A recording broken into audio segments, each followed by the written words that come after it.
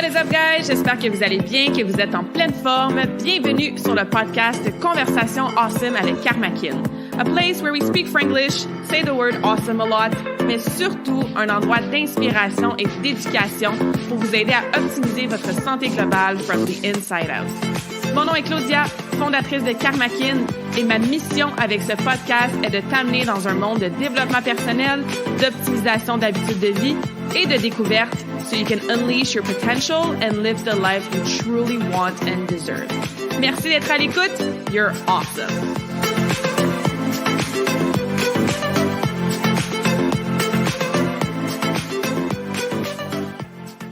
What is up, awesome people? Welcome to the show. Bienvenue si c'est ta première fois sur le podcast et re-bienvenue si t'es ici à chaque semaine. Aujourd'hui, j'ai une invitée absolument incroyable et awesome et inspirante à vous présenter que je connais pas depuis très, très longtemps, mais ça a été un coup de foudre professionnel, sportive, d'amitié dès la première fois qu'on s'est jasé. Je reçois Emily Riley, qui est une joueuse de curling de haut niveau et qui a aussi étudié en psychologie du sport et en performance mentale. Donc, elle travaille avec des athlètes. Elle est en lancement de compagnie et elle fait beaucoup d'ateliers, de workshops pour aider les jeunes athlètes, les clubs sportifs et tout ça à être solides mentalement, à pouvoir se fixer des objectifs qui ont de l'allure, qui ont un strong why derrière, à nous aider avec notre gestion de stress avant une compétition, une performance. Et même si tu n'es pas athlète ou que tu fais pas un sport spécifique, tu vas adorer la conversation d'aujourd'hui parce qu'il y a tellement de liens qu'on peut faire avec nos rôles en tant que professionnels, entrepreneurs, maman, conjointe, sœur, amie, tous les objectifs, les rôles, les identités qu'on se met dans notre quotidien, les sources de stress aussi qu'on vit avant des conversations importantes ou des événements ou des réunions ou peu importe. Ben, Émilie nous donne une panoplie de ressources, de trucs, de changements de mindset, comme je les aime dans la conversation, pour nous aider à naviguer tout ça. Donc, the conversation is in English. Émilie est bilingue comme moi. Donc, if you have any questions, si vous avez des questions, vous voulez travailler avec elle par la suite, n'hésitez pas à la contacter, que ce soit en français ou en anglais. J'ai laissé ses coordonnées dans la description du podcast. Mais sinon, prépare-toi des notes, un cahier, un crayon. Take some notes today, ladies. It's an amazing conversation et je vous souhaite évidemment une bonne écoute et une bonne découverte d'Émilie. All right. So welcome, Emily, to this awesome conversation. Thank you. Thanks for having me, Claudia. Yeah, I'm excited to chat today. So we have a lot of things in common. We both come from an athlete's background, super interested about sports psychology, working with athletes. So I'm excited to pick your brain and learn more about your story, which I find super inspiring. So yeah, thank you for being here again. Thank you. Thank you. I'm excited. Yeah, I think we have to give a shout out to Mary Liz because I'm sure she's going to be listening to this, and she's the one who introduced us. And she's like, "Oh, you need to talk with Claudia." And then she messaged me and she's like, "You need to speak with Emily." So she was right, and then I'm grateful that she introduced us so that we can have this conversation today. So hi, Mary Liz, if you're listening. Thanks, Mary Liz. Yeah, I'd love to know more about your story. So before we dive into like what you're doing these days with your clients, which is helping them with sports psychology and performance, and we can dive all into that. What made you decide to deep dive and do your master's in that field? Yeah, so I've been curling since I was 7, and I always played all kinds of sports growing up. It was a big part of my family. Mm-hmm. And I always found the mental side of the sport really cool. Like, curling is a huge team dynamic sport. You're only 4 people on the ice. So like, you really need to gel as a team and know what to say when someone's getting frustrated, because if one of your players starts playing poorly, that's a quarter of your team. Right. So I was always very interested in, how can I get more out of my teammates, or what's the right thing to say in the right moment? And I thought I had like a sort of knack for that. Like, I felt like that was something I was good at. Mm-hmm. But then on the other side of things, when things got a little bit stressful for me, like whenever there was a pressure game where we needed to perform, things started to go south for me. That's when I was in my head. I would overthink everything, and I wouldn't be able to play to the level that I knew I was capable of. So So our team started working with a mental performance consultant probably when I was like 18. Okay. And we just did a few sessions here and there. I thought it was really interesting. He was a really cool guy who works with all kinds of Olympians. So I was pretty inspired by what he was doing. And then we went to the Canadian Juniors for the second time in 2018. And here we were in Quebec. We were the home team. It was in Shawinigan. We had a full crowd in the arena, which we're not used to at this age. Mm-hmm. We're super young. And we make it to the semifinals. And so we've played 10 games already. We're tired. Yeah. We've had pressure on us all week to perform. And now we're in our hometown, in our home province with a full crowd of people, friends and family that are there to watch us. And they decide to make it on TSN. So here we are, these young kids, like no pressure, played ever in our life. And we show up and there's TSN cameras everywhere. They're fitting us with these little mics to put on our jerseys that you have to tuck into your pants. And there's this long wire that's all over you. And you're just so aware that it's there, you know? And like even you're throwing a rock and you hear the cameras go tick, tick, tick, tick, tick, tick, as you're swimming. It's like it was so hard to stay in the moment and not feel like there was a million people watching you. Mm-hmm. So that game, we ended up winning, but I could tell you, I don't think I was able to breathe for 2.5 hours. Wow. And it was so stressful. I didn't even enjoy it, to be honest with you. I enjoyed winning, but I didn't really enjoy the game. So we made it to the finals and we ended up losing the finals. But after that competition, I went, okay, am I going to be the person who always chokes under pressure? Or am I going to find a way to get through this? So that's when I spoke with our mental performance consultant, and he started giving me some tricks and working on sort of the thoughts I was having during that game. And we found a way through it. And so I thought this was really interesting and decided to go do my master's in sports psychology because I was like, this is awesome. Like if you can help athletes enjoy their experience more because they're not weighed down by their own pressures and expectations and things going on in their heads. And you can give them the freedom to actually enjoy their experiences. Like that's how people stay in sport and how you live a more fulfilling life if you can get out of your own head. So that's what led me to this field. That's a long-winded story, but yeah. Yeah, I love it. And I can relate on so many levels. I was the same. I was performing in practice. I was landing like high level jumps, doing my solos. I loved doing the shows, in front of a big crowd because there was no pressure. But then I would get to competitions and I would pop my jumps, meaning like I wouldn't even try them. I would just open in the air or I would fall on like the jumps that I easily land in practice. And then I would get so mad at myself, so frustrated, discouraged, and just wanted to step on the ice and do it again because I knew in my heart that I could do so much better than that. But I would always choke under pressure. And it's interesting because I stopped competing when I was 18 and like 16, 17, 18, like these last 3 years of competing were pretty bad. Like I would already know kind of in advance, which is such like a mindset piece that I was going to skate bad at the competition. Right. So my confidence was like zero. I kind of already knew that I was going to skate like shit. And then, well, guess what would happen? I would skate like shit and then just repeat the cycle. So I stopped competing. I stopped skating actually. Like I went to university and I was just over it and all good. I kept coaching.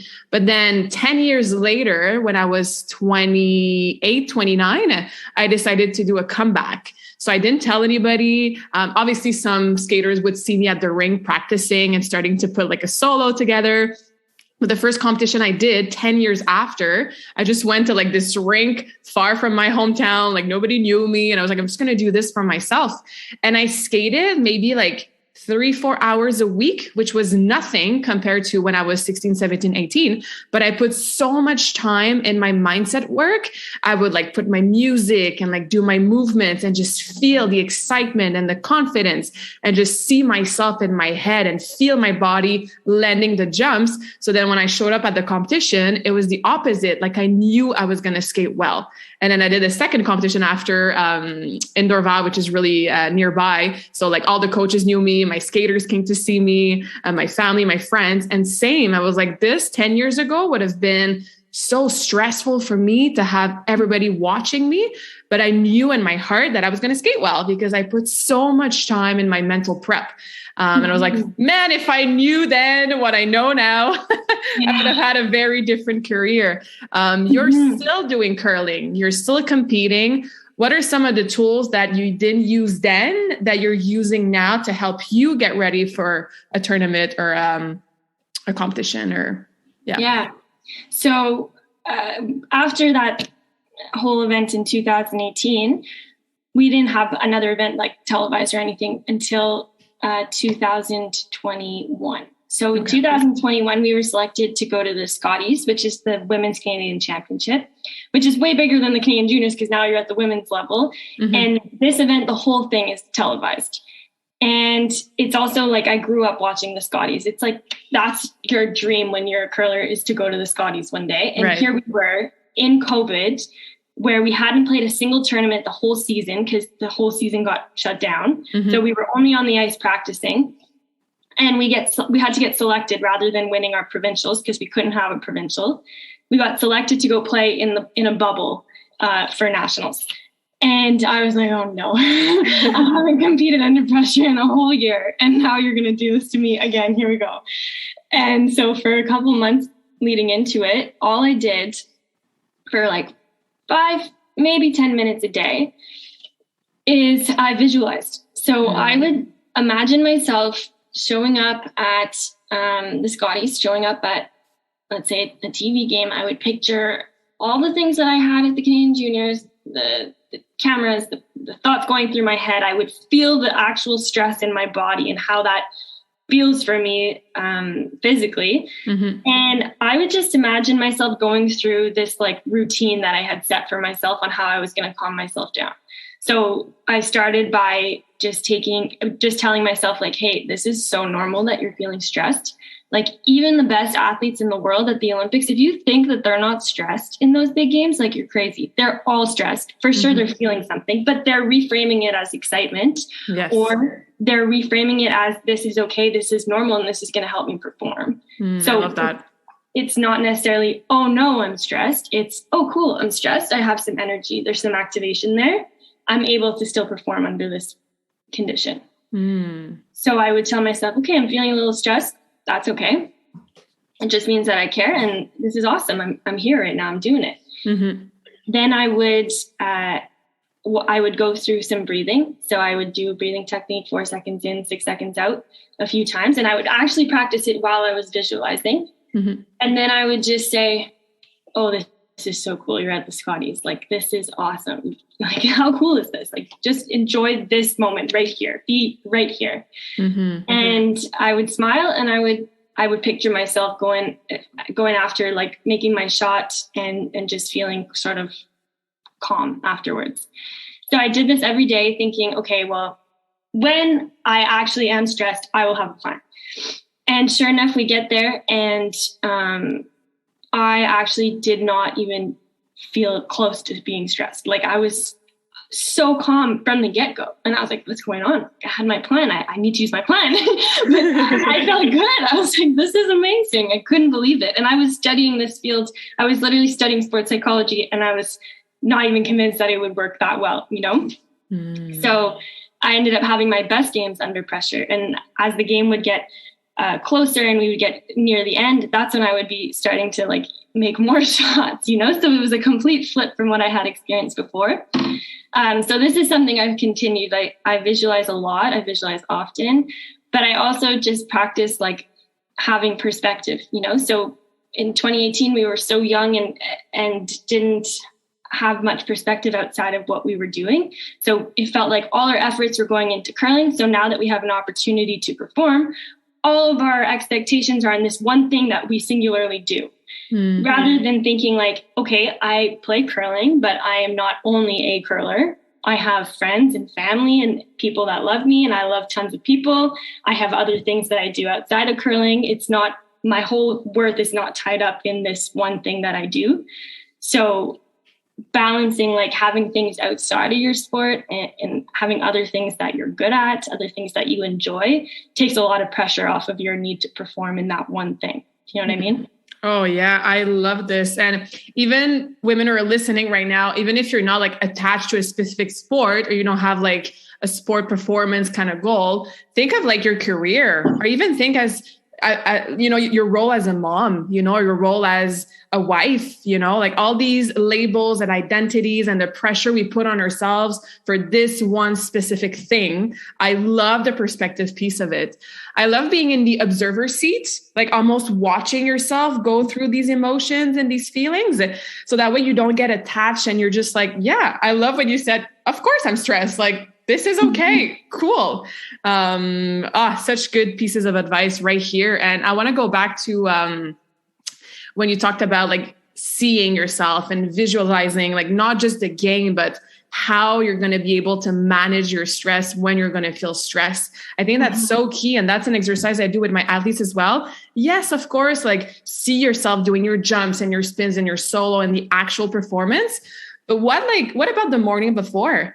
If you have no appetite and you're stressed and you're like being sick in the toilet and you're like forgetting your music or forgetting your skates or whatever that is, how about visualizing that too before the competition? How are you going to be able to manage all these little pieces and all these stressors? Yeah. So that's such a key reminder as well. Even for work, like, yes, watch yourself give this awesome presentation to your boss, or, go through your first 5K run, but also see yourself before that event. How are you going to feel and what do you need to put into place to make sure that you can handle any stressors that come your way before the event? Great piece of advice. You're really just training your brain on how you want it to react when those things happen. Mm-hmm. So, if there's so many videos on Michael Phelps, on so many athletes who do this, but Michael Phelps in particular, there's videos all over YouTube of him talking about the things that he would visualize before the Olympics. And he would think of every possible thing that could go wrong, and he would come up with a solution. So what if my swimsuit rips? What if the water is green? What if I'm stuck in traffic and I show up late and I don't have as much time to warm up? Like, these are all things that could happen. And sometimes the craziest things happen that you can't even anticipate.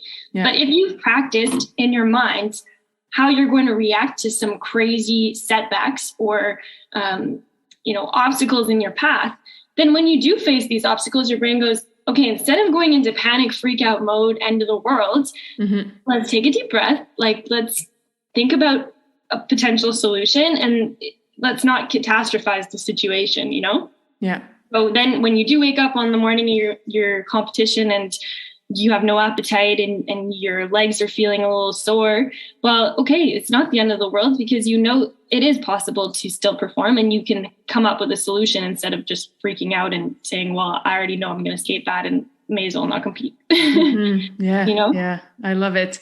You mentioned that you were doing some breathing exercises, 4 in, 6 out, like there's a whole bunch of them. What is the power of the breath to help us manage our stress before an event, a presentation, a hard conversation, or sports performance? Like, how is the breath so powerful to help us? Oh, it's so powerful. I mean, a lot of people, when I introduce breathing to them, they're kind of like, oh yeah, breathing, meditation, hippy dippy, whatever. But there's actual science on it. Like, there's proof, and it doesn't take a lot of breaths. It's insane how much you can have a calming effect on your whole physiology just through breathing. So I like the 4 seconds in, 6 seconds out, because the longer exhale has a calming effect on the body. So it helps your heart rate come down. It promotes your parasympathetic nervous system, and it just allows you to calm down. But then there's also the side of it where it gives you something that you have control over. Like you can literally control your breathing. So in a moment of stress, often there's some uncertainty. I don't know what's going to happen next. And that's why I'm spiraling. But in this moment, I always know that I can breathe. I have control over my breath regardless of the situation. So there's that. And also when you're breathing, you're focusing on your breath right here, right now in the present moment. You're not focusing on the last breath you took, the next breath you're going to take. You're focusing on your breathing that you're doing right here, right now. And when you're connected to the present moment, you're not thinking about what's going to happen next, what happened in the past. You're right here living life as it's happening. So that helps a lot with pressure management, because if you're not thinking ahead or thinking back, you're right here and you're able to do what it is that you need to do in this current moment. Thank you for explaining that. One of my favorite questions to ask myself when I catch my thoughts going into the future or just feeling a little overwhelmed with like the to-do list or like the stuff I don't want to forget or anticipating something that's going to happen is what's wrong in this moment right now? And the answer to that question is always nothing. Because usually when I'm stressed or when I think about something in the future or like I reminisce about something in the past, like I'm doing that in my home or while I'm working out or like I'm on a walk or I'm just like outside. So in this specific moment, nothing is wrong. Like I'm safe. I got everything I need. I can enjoy the sun or my workout or just like chilling at home. Like in this present moment, nothing is wrong. Right. So that's a question that I tell my clients too, to ask themselves like, okay, like stop the thoughts, like just be aware, be in the observer seat, but then ask yourself what's wrong in this moment right now, right here. And usually nothing is wrong. So you're like, okay, cool. Let me just go about my day. Right. Yeah, I love that. Yeah. That's a great question to ask yourself. The power of the present moment. What's something that you're still struggling with in terms of your personal goals with curling or like stress or, you've come a long way from 2018, managing that stress before a big event, but what's something that you're still working on with your own mental prep or mental performance? Yeah, it's a never ending. Of course, it's a journey. And funny enough, being someone who works in this field now, there's this pressure of like, oh, I should know how to react right now. I should know how to manage this situation. Like, because I studied it and I know what to tell other people, I should be fully in control of my mental abilities. And it's like, I can tell you that I'm not. I think for me, it's still not being so hard on myself.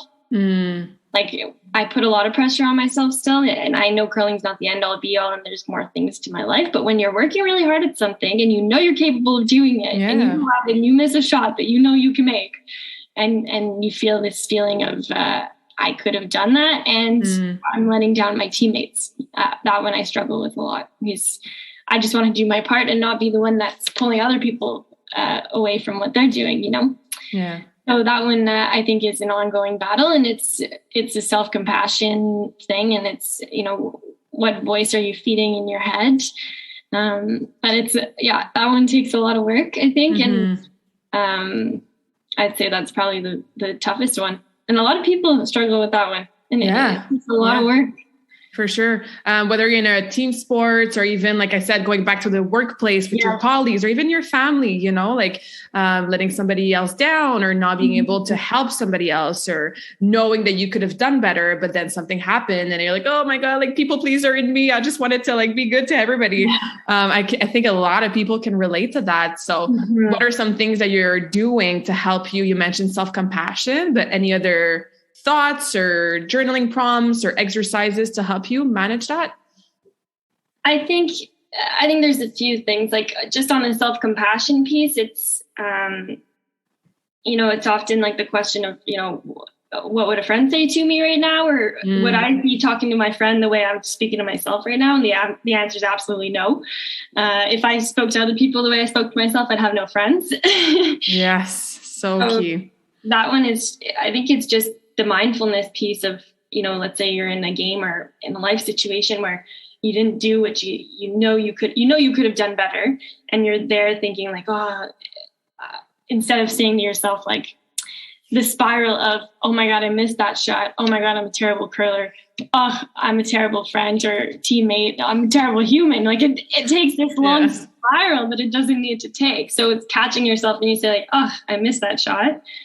Okay, well, I tried hard on it. Like I prepared for it. I'll try again. Like I'll do it again. But I just missed one. I just missed a shot. Like I'm not a shitty person. Yeah. You know, it's like stopping that sort of extrapolation when you can and just being aware of it, first noticing it and just saying like, okay, cool. I'm allowed to make mistakes. I'm human and it's okay. Other people make mistakes too. Like there's nobody on this sheet of ice right now that's not going to miss a shot this game. So why am I beating myself up for this one shot? It's not helping me in any way. So that's a big one. I think it's just like having the self-compassion. And there was another one I was going to say, but I'm blanking on it. It'll come back. Yeah. But I love that because I ask my clients the same thing, you know, I work a lot with women, obviously like weight loss, getting back into shape, but just feeling better in their bodies, nutrition, training. And we have a very negative self-talk usually, right? So I tell them like, would you call your daughter like fat and ugly and like you're a piece of shit because you had cake last night? Absolutely not. So why do we speak to ourselves that way, you know? And it's catching ourselves and then reframing that sentence and just giving yourself a bit more love, you know, and a little less pressure. So I do the exact same strategy with my client, just like asking them, would you talk like that to your friend or your mom or your daughter? And the answer is always no. No way. Yeah. We're too mean to ourselves. Yeah. And it's hard because I think often it's almost like, I feel like sometimes we associate that being hard on ourselves is going to push us to work harder. Like, if I was always like, oh, it's okay, I failed this test, or, oh, it's okay, I missed. Well, maybe I'm not going to work harder to get better because I'm going to be like, oh, it's fine. I don't have like this inner motivation that's like, I need to fix this. So I think sometimes we almost credit how hard we are on ourselves to making us work harder. But it's actually the opposite. Like there's even research on that. That was my perception of self-compassion when I learned about it. I was like, what? So we're just gonna be nice to ourselves all the time and we're never gonna improve?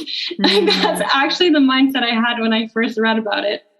And then my friend showed me a study and it showed that the more self-compassionate you are towards yourself, the more likely you are to continue pushing forward and the more motivated you're going to be to continue because you're being nice to yourself and you're embracing setbacks and challenges and you're more resilient to them. And you're not, when you're getting down on yourself, you're so much more likely to quit. Like you're like, I don't like feeling these things. So I'm not even going to put myself in that arena anymore.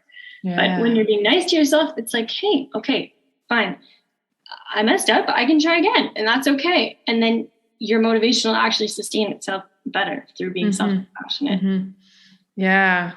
Yeah, I never thought of it that way, actually, because you're right. Like we sometimes get external validation from being the hard worker, you know, with like taking this so seriously and then never giving up and, you know, being angry at ourselves because we know we can do better. And I was definitely in that place as well when I was skating. But then it's like you said, it's having the knowing and the inner drive that we can do better. We can always evolve. We can always learn and grow. But that does not mean that the path to evolution, growing, becoming a better human, a better athlete has to be in self-destruction. It can be in self-love and in self-compassion, you know, and like being proud of ourselves throughout the journey while still knowing that we can always do better because we always can. So I think this conversation is going to help all the ladies who are listening who are really tough on themselves. Self-compassion, but still having that inner drive. It's very doable to have both. Yeah. Necessary. Yeah. Necessary. Absolutely. How do you personally and help your clients with that? How do you personally like bounce back from a mistake, a failure, a tough competition, or, you know, underperforming or disappointment? How do you bounce back and how do you help your clients bounce back after what we sometimes call a failure, but it's not a failure. It's a learning lesson or a learning curve. But I respect when you said failure, because I think for me, failure is just not trying. It's not reaching your objectives. It's that's a tough one, and I think a lot of people struggle with it, and I still struggle with it.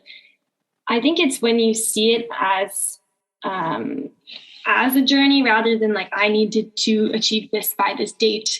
I needed to win that competition. It's like, okay, go and look at maybe this doesn't apply to so much the people you work with, but with me, for example, I'll say like, go look at this Olympian, go look at this person that you idolize and go find every single mistake they've ever made in their life. Like you will find so many. They did not just come out at 5 years old, start playing their sport and win every single thing and become an Olympian. It's not how it happened. No. And I'm going to butcher the quote, but somebody says like winners actually have lost more than everyone else because the more times they failed, the more times they tried again. And that's how they became so good at what they do.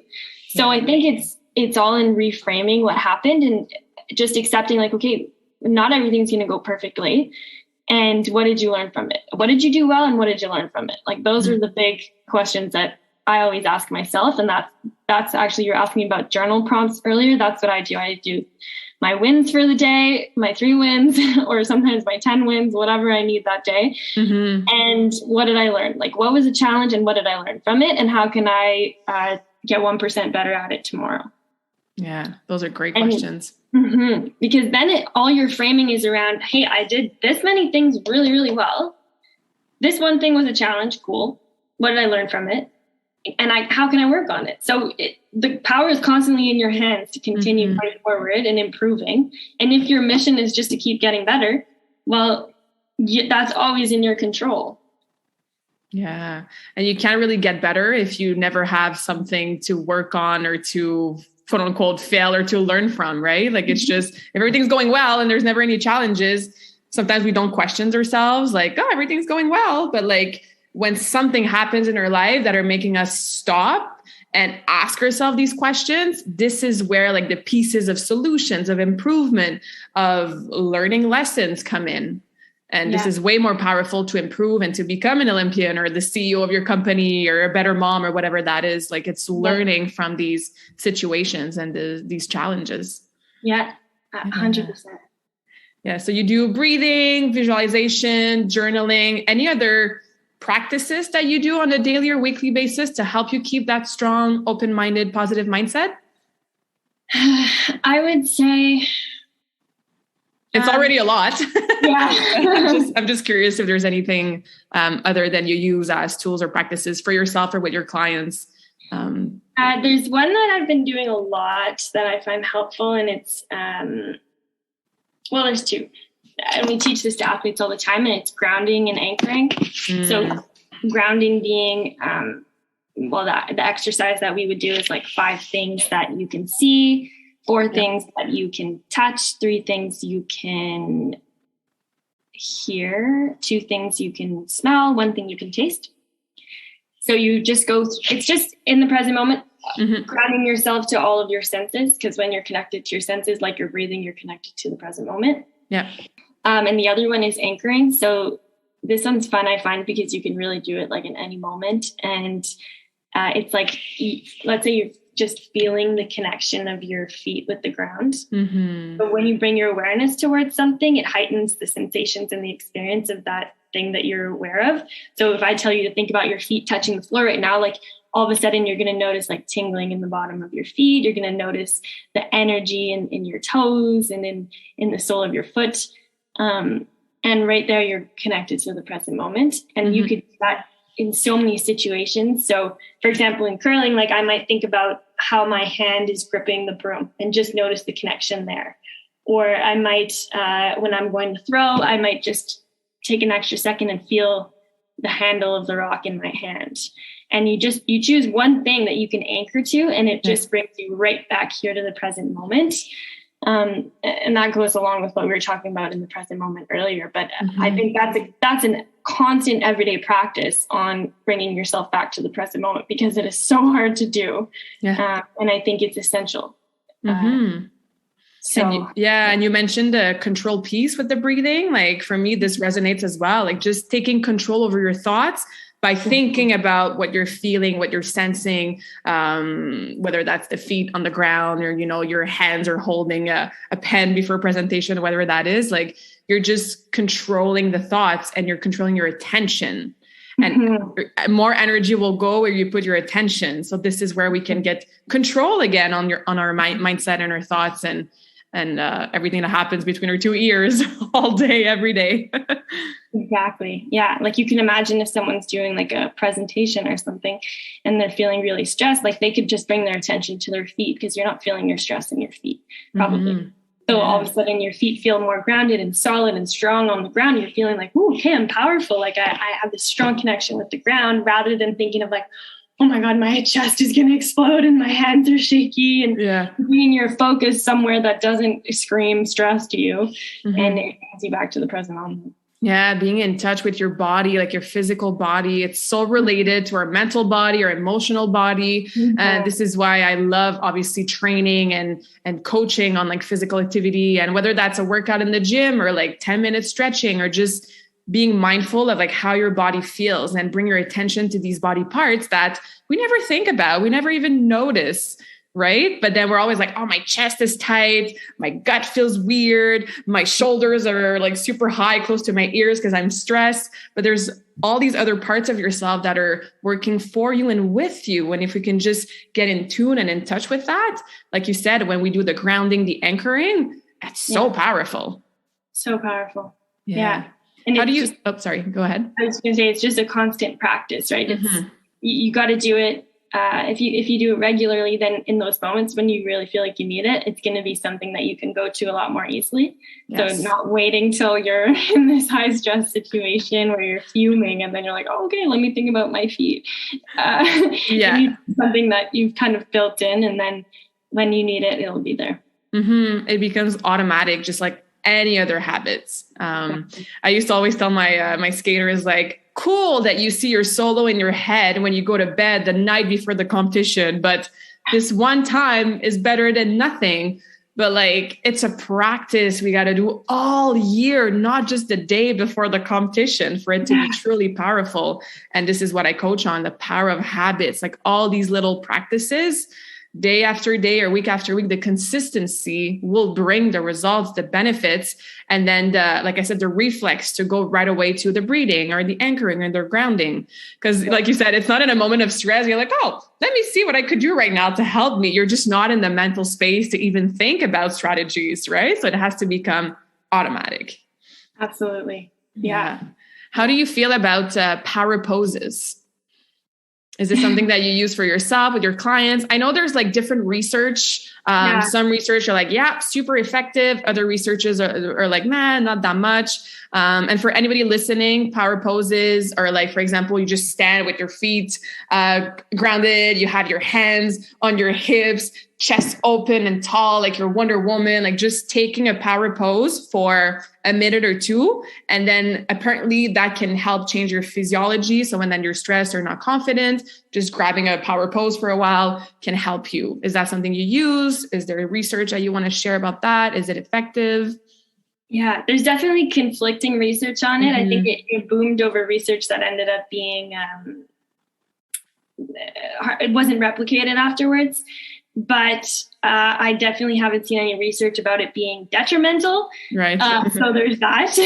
Like, it can't hurt you. And just from like a common sense perspective, like we know what confidence looks like and what it feels like. And when you observe it in other people, you're like, well, that person does not look confident at all. And that person is like, they're holding their ground. But like when we take up space and we sit up tall and we're open to the world, like, there's no way that doesn't affect you, you know, even if it's just in what you're giving off, people are going to receive you in a different way. Yeah. So if you're even just kind of faking the confidence by having this like powerful posture, well, someone may speak to you more in a different way where they're putting confidence into you. Does that make sense? Absolutely. Like, for sure. In a way that reinforces the confidence that you're giving off. So I definitely use this with some of my athletes. And for some of them, they love it. For others, like we use different strategies depending on the person, but we always talk about the body language. If, for example, if you're a diver and you just missed your dive and you get out of the water and you're all slouched and annoyed, I don't think that's going to help your next dive. But if you get out of the water and you stand up tall and you're like, hey, give my best effort, let's go do it again. Like I'm showing myself, I'm telling myself that I'm choosing to stay confident in this moment because I know I put the work in and that result is not everything right now. Then it helps a lot of athletes for sure. Yeah, I agree. I mean, like you said, there might be more research needed, but it can't hurt. So try it for yourself, whether that's putting a smile on your face or just pushing your shoulders back or just standing a little taller.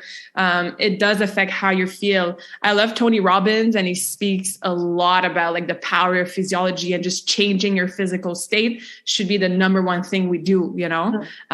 So yeah, thank you for sharing that. It's, again, another tiny but powerful habit that we can work on and just be aware of on our day-to-day basis, like how we stand and our posture and our body language. Yeah. Yeah. And this is the energy you're putting off into the world too. You know, do you want to be around people that are like closed, crossed arms, crossed legs, closed off to the world? Or do you want to be around people that are open, that when you walk it up to them, you feel like they're open to your energy. They're willing to receive what you're saying. Like even just in conversation, having open body language with people rather than having closed body language. You don't even realize it, but subconsciously you're giving off a vibe that you're not interested in what this person is saying, or you're not fully engaged or comfortable with what they're saying.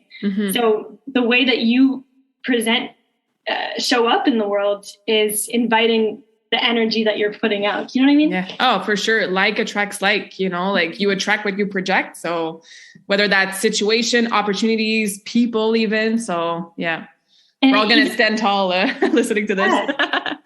Absolutely. Like even on a team, like, sometimes like there's moments where I'm like, oh no, this is not going well. And I look at my teammates and they're still standing tall and they're still like, okay, so we just have to make this shot. Like, let's do it. The speed's good here, whatever. And just the way that they hold themselves, I'm like, oh, okay, me too. I can be confident right now because they're showing me I don't have to panic yet. But you know, you picture like a little kid with their mom. If the mom starts looking like nervous and stressed and showing like not confident body language, like a kid is going to pick up on that right away and they'll be more afraid. But as soon as you show like confidence, you're in control, the people around you are like, oh, okay, we're safe. We're all good. Yeah. It's a way to inspire others without having to say anything, which is super powerful. Yeah. Very cool. I want to chat a little bit about goal setting. I know some people, they're like roll their eyes, like I need to set some targets and some goals and they have to be SMART, like SMART that we learned in school. I love setting myself some targets. I think that I've learned a lot to not be too attached to how I was going to reach that goal. That's something that I personally worked on. So being able to change your game plan to still get to that goal, but in the process, if something is not serving you, or in my case, like I would have injuries, but I was like, no, like this is the game plan and I still need to do that specific workout. So I have learned to, just allow myself to navigate the game plan, but keeping these specific goals in mind. But I would be curious to see what's your relationship with fixing setting some goals and targets. And is that something that you think that's important for your clients or for people in general? Yeah. I think the SMART goals, I think most people are familiar with SMART goals. We learn the same thing in sports psychology. I have to say I don't use them very often just because I feel like there's too many elements. And like even me, I studied this and I struggle to remember what each letter stands for. Yeah. And I just think that there's like a little bit too much going on with the SMART goals. That's just my opinion. But there are components of it, like having it be specific and time bound and measurable. Like often we'll just say like, oh, I want to get healthier. What does that mean? Okay. If you eat a salad for lunch, are you healthier? I don't know. Like what? That's so vague. But if you give yourself more targeted objectives, you know what you're working towards, and you give yourself a time frame. Well, now you know, okay, this isn't something I'm trying to do in 5 years and we'll see if it ever happens. It's like I'm working towards this for this period of time. So I do like those elements of it. And another component of SMART is making it realistic. That one is huge. I mean, I'm sure you get this all the time with clients. Oh yeah. I want to lose 20 pounds in 3 days. You're like, I want to squat 2 plates in like a week, and I've never been to the gym before. And like, I'm exaggerating, but definitely, yeah. You're exaggerating, but you're like almost not, because like there's so many people that say stuff like this, and you want to support them. Like, they're ambitious and they're feeling motivated, but that motivation is going to drop so fast the minute you realize how hard that is to reach. And so if you set yourself a goal that you know you can achieve, and you give yourself like a short time frame, like let's say in 2 weeks or whatever, maybe it's just a goal on how many times you want to exercise in the next 2 weeks, and you make it realistic. So not saying I want to go to the gym every single day for the next 2 weeks and I haven't gone to the gym in 5 years. Yeah. You're saying, hey, I'd like to go twice this week and next week. Well, you know, you can hit 2 times based on whatever what's realistic for you. And if you go more than that, now you're even fueling your motivation more because you're surpassing your goal. So picking like a minimum goal, I think that's how they call it, like something that you know that you can absolutely reach, and just doing that part, and then anything more is going to make you even more motivated. So I think that piece helps a lot of people, because if you're ambitious, sometimes you just overreach and it ends up being demotivating anyways. So that's a big piece. And I love what you said about being adaptable on the how. Yeah. I find a lot of people, they'll say like, oh, I'd like to do this. And then as soon as they start thinking about how they're going to do it, they're like, oh, forget it. Like, it's not possible. But if you actually allow yourself to choose a goal, like maybe something more long-term, say, this is my ultimate goal, something that I really want to do. And then you say, whatever it's going to take, like you figure out the how after. I find that so powerful, because I think we talk ourselves out of goals sometimes when we start thinking about how is it going to be possible. When if you actually set the goal, you'll find a way to make it happen. If the motivation is high enough. Yeah. And if you have, I was going to say, if you have a strong why behind that goal. Yeah. For sure. Why is huge. The why is huge. I use that with my clients. I'm sure you do too. I have a whole episode on that on the podcast for the why, to help nourish that and fuel that motivation that, like you said, never lasts. That's the first thing I coach my clients. Your motivation will never be there 24/7. No. Even for me and even for you, I'm sure there's some practices that you're probably not motivated to go do because you're tired or you have a lot to deal with. So when you have a strong why, when you have a goal that is important to you, that helps fuels the motivation on top of everything else we mentioned today. Because that motivation really comes from emotion. Like I always say to my clients, like, imagine you're doing a plank and you tell me the longest plank you've ever done is 2 minutes.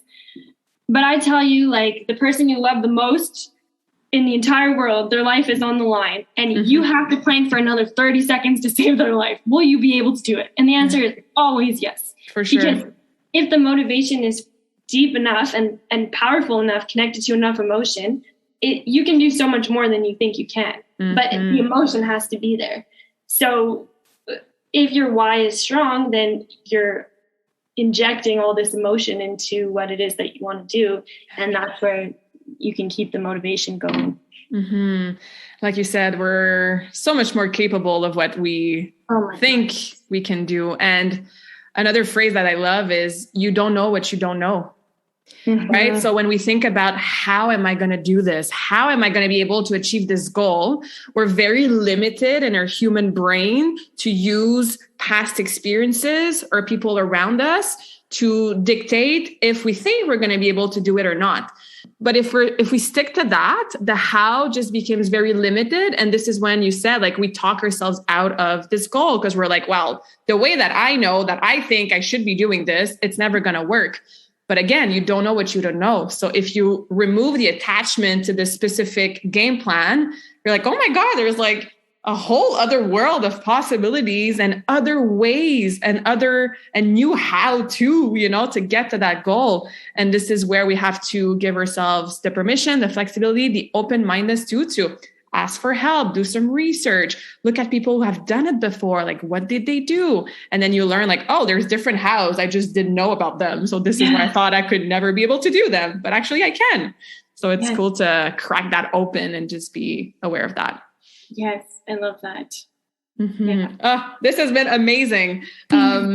What are you up to? Like, who do you help right now? How can we learn more about your services? If anybody's listening here wants to, be in touch or learn about what you're doing and maybe work with you.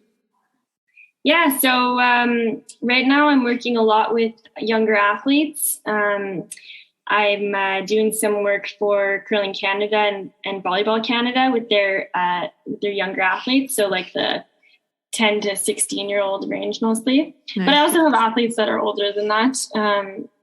And just helping them, on their paths with their goals in sport and in their lives. A lot of them are young and nowhere near being Olympians, and nor is that the goal for everybody, and that's okay. For sure.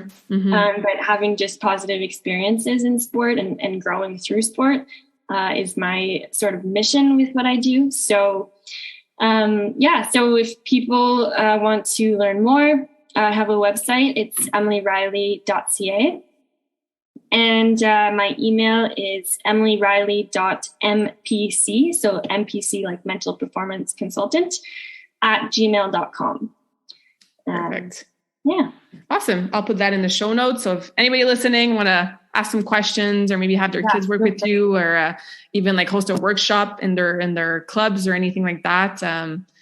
You have a lot of knowledge and wisdom and experience to share, as we heard in the last 45 minutes-ish. So thank you for that.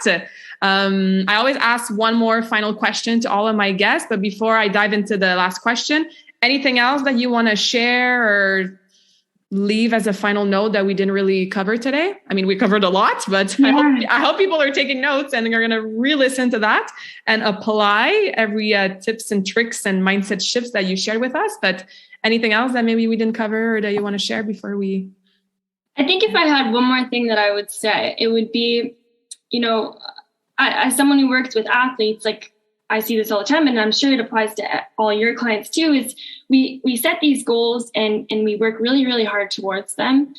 But I just urge everyone to actually consider, like, is there a way you could actually enjoy what it is that you're working on? We often get stuck in this rut of, I have to do this, or I should be doing this. I need to do this. Yeah. But what if you said to yourself, I want to do this and I get to do this? Mm-hmm. And it's hard to say, maybe you hate exercising and you're going, there's no chance I'm going to say, I want to exercise today. But you could say to yourself, I want to exercise because I know I'm going to feel better after. Mm-hmm. I want to exercise because it's going to help me be healthier or be a better version of myself for the people around me. And I think we get so caught up in this, like, pursuing, chasing, working towards things, and we don't actually enjoy in the moment enough, that if we could just change our language and the way we frame what we're doing, we could just actually enjoy the process rather than only being excited when we reach an outcome. Mm-hmm. Yeah, I love that. Because when you do reach the outcome, it's very temporary. This feels good, but then what's next? And then you're chasing, right? So enjoying, having fun in the everyday present moment is a great reminder. Thank you for that. So my last question is, what's your favorite quote and why? Oh gosh. Yeah, I love quotes. So I always ask this question, and it puts my guests on the spot too, which I kind of enjoy, to be honest. I have so many. Yeah. The one that comes to mind is, whether you think you can or you think you can't, you're right. Yeah. Why is that meaningful for you? I think actually aligns a lot with the story you told at the beginning, but I just think that we limit ourselves so much. And why do you have to convince yourself that you can't do something? If you think that you can do it, you are going to convince yourself that you can, and you will be right. Like, you will find a way. You just have to choose to believe that you can. Mm-hmm. Yeah. So ladies who are listening, if you think that you can, you can. Amazing. Thank you so much, Emily, for this awesome conversation, where we look forward to seeing you excel in curling and help athletes and keep spreading your, like I said, your wisdom, your experience, your knowledge. So thank you for that. Thank you, Claudia, for having me on. I think it's awesome what you're doing. Thank you. J'espère que cette conversation awesome t'a inspiré. Et d'ailleurs, I would love to hear back from you. Rejoins Karmakin sur les réseaux sociaux and tag me in a post pour partager ce que tu retiens de cet épisode. Je serais vraiment grateful aussi si tu pouvais me laisser un rating and review pour le podcast. Ça me permet d'avoir un impact positif sur plus de gens comme toi. Merci beaucoup d'avoir été à l'écoute and until next time, je te souhaite une journée awesome.